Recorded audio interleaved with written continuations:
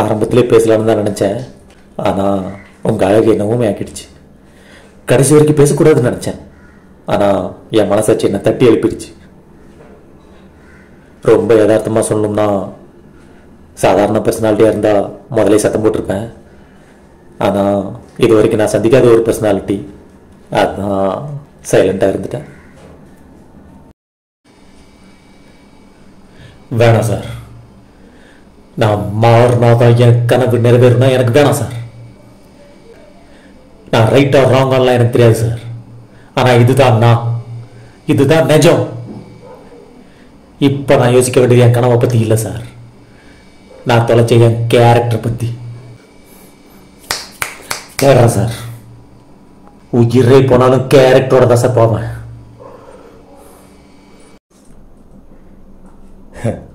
நீ கனவு கண்டுகிட்டு இருக்கிற புரட்சி இயக்கம் இதில் என்னைக்கும் நீத்து போச்சு. உனக்கு சித்தாந்தம் கற்றுக் கொடுத்த பெரியவங்களில் பாதி பேர் செத்து போயிட்டாங்க, மீதி பேர் ரிட்டையர் ஆயிட்டாங்க. இப்போ மிச்சம் இருக்கிறது ஒன்ன மாதிரி ஆளுங்க தான். பொறுக்கிக்கும் போராளிக்கும் கலப்பு திருமணம் செஞ்சதில் பிறந்த புள்ள நீ. உனக்கு அப்புறம் வர்ற சந்ததியை உத்துப்பார். சினிமா பார்த்து வளர்ந்த பலகீனமான கூட்டம் தான் தெரியும். அரசாங்கம் அவங்கள விலைக்கு வாங்கிடும், இல்ல காலில் பத்து முதிச்சு நசிக்கிறோம். தப்பு இல்லை சொன்ன லட்சுமி. நிலைமைகளுக்கு தகுந்த மாதிரி வளைஞ்சு கொடுக்கிற சாதாரண மனுஷனா ஆண்டவன் என்ன படைக்கல.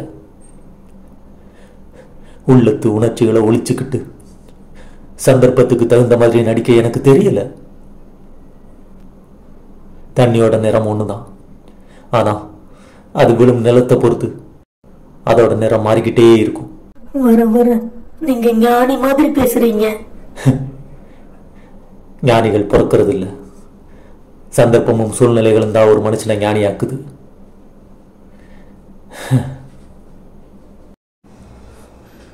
யோசிச்சு பாடுறா, பசி பட்னினா என்ன தெரியுமாடா உனக்கு?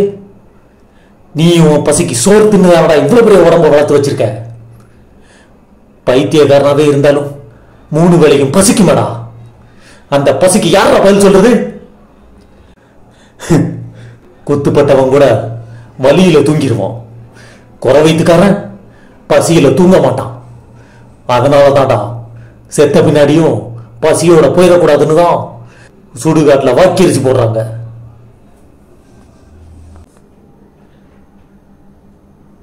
ஏமா இந்த கறி, மீன், முட்டை, சாராயம், பீரு, ஜர்தா, பிராந்தி இதெல்லாம் விட்டு 10 நாள் ஆச்சு.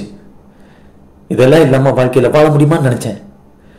நல்லா இருக்கேன், உடம்பு மனசு தெம்பா இருக்கே. ஒண்ணு இந்த பக்கம் இரு, இல்ல அந்த பக்கம் இரு.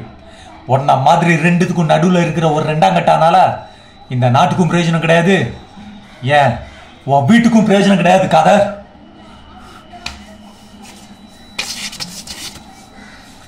பாரு, நல்லா பாரு. இது ஓம் பணம், இது ஏன் பணம். இது நியாயம், இது அநியாயம்.